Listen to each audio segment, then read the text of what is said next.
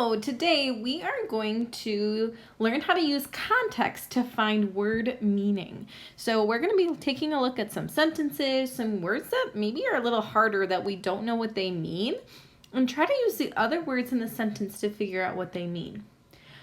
So sometimes when we read, we come across a new word that we don't know.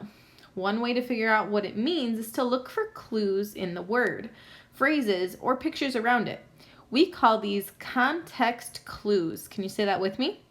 Context clues. So I have a sentence here. It says, I used a blank to cut my sandwich in half. What do you think that missing word is? I used a blank to cut my sandwich in half. Pause the video here and think about it for a second. If you're working with an adult or another student, go ahead and tell them what you think for a second. All right, so let's think about it. What word do you think goes there? I used a balloon to cut my sandwich in half? Do balloons cut? No, that wouldn't make sense. I used a toy to cut my sandwich in half? No, that doesn't make sense either, right? If I'm thinking about something cutting and a cutting of a sandwich, I think the word K-N-I-F-E, knife. I used a knife to cut my sandwich in half. The word cut is an important context clue because it tells me what the missing word does, right? So it tells me that whatever word goes here, it has to be something that cuts. So it kind of helps us narrow down that that word must be knife because it cuts the sandwich in half. Okay, so let's try the same kind of thing but with some different sentences here. Let's take a look. Now I have the missing word filled in, but maybe I don't know what that word means, so I'm going to use the other words in the sentence to help me figure it out. It says, the huge fire blazed until the whole room was warm and cozy. Let's see. Some context clues, some other words that can help me figure out maybe what it means that are important are, let's see, huge, maybe fire, whole room, cozy. Blazing is something a huge fire does. Blazing makes things very warm. Things get warm when something blazes can be as big as a whole room. So I think the word blaze might be that it burns very strongly, right? If it's enough to make a huge, or a whole room warm, it must be something that kind of is very fierce, very strong. So I think that word blazed means that it burned very strongly, so that was able to warm the whole room. Okay, so that word blaze, we were able to use the context clues to figure out what that word means.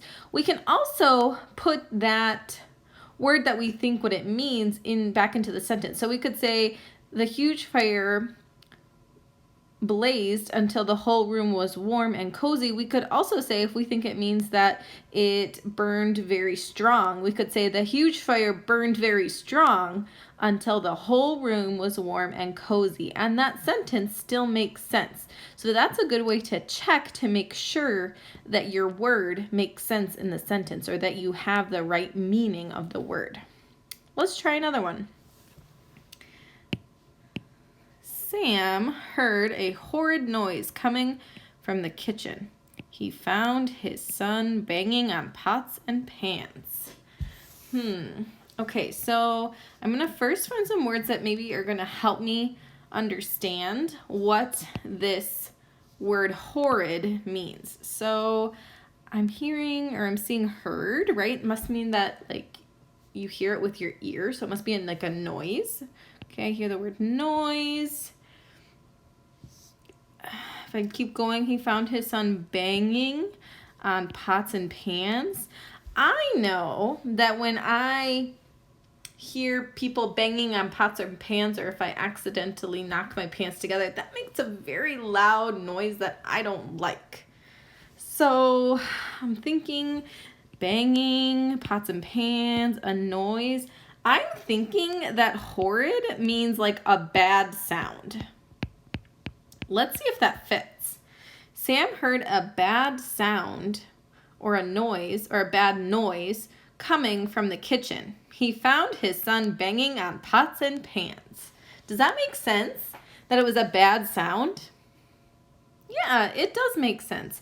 It was a bad sound or a bad noise, and that came from banging on pots and pans. So I was able to use the other words in the sentence to help me understand what the word horrid means. Let's try another one.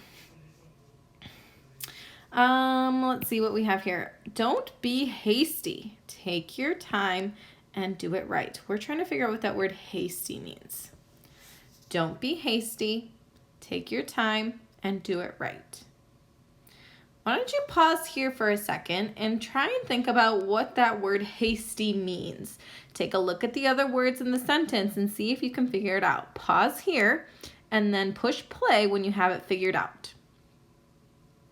All right, so let's take a look at this word hasty. Don't be hasty. That word don't means like don't do it, right? Don't be. It means kind of like the opposite of. Take your time and do it right. So I know that they're saying don't, so that means the opposite of take your time and do it right. So the opposite of take your time must mean to go fast, right? So I think maybe that word is fast. Don't be fast. Take your time and do it right. Yeah, I think that makes sense, right? It's the opposite of taking your time. Don't kind of means the opposite. Don't be hasty. Don't be fast.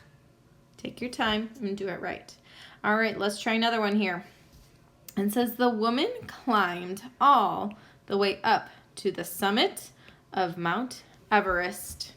I'm going to give you a little bit of context here before I have you try to figure it out. We're looking at this word summit. Another word that you may not know or phrase here is Mount Everest. Mount Everest is a mountain, okay?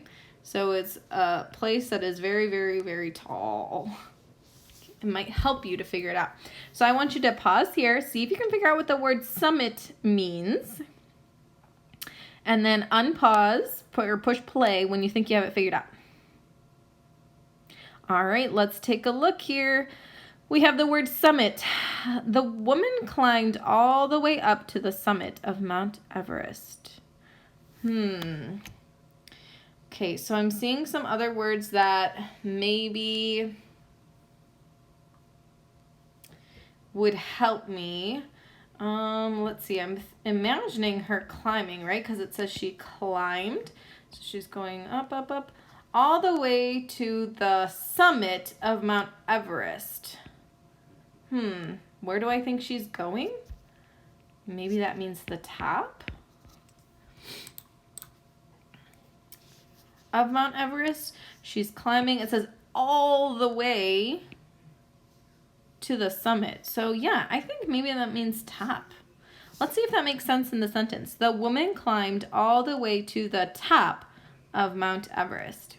Yeah, I think that makes sense. So summit must mean top. All right, to continue with some more practice, I would like you to please go to IXL. You're going to do C.QQ.1. Go ahead and practice, and we're going to be using our strategies of using the other words or phrases or sentences around our word that we don't know to figure out what it means. Don't forget, when you think you know it, try it in the sentence to see if it makes sense. All right, go ahead and good luck.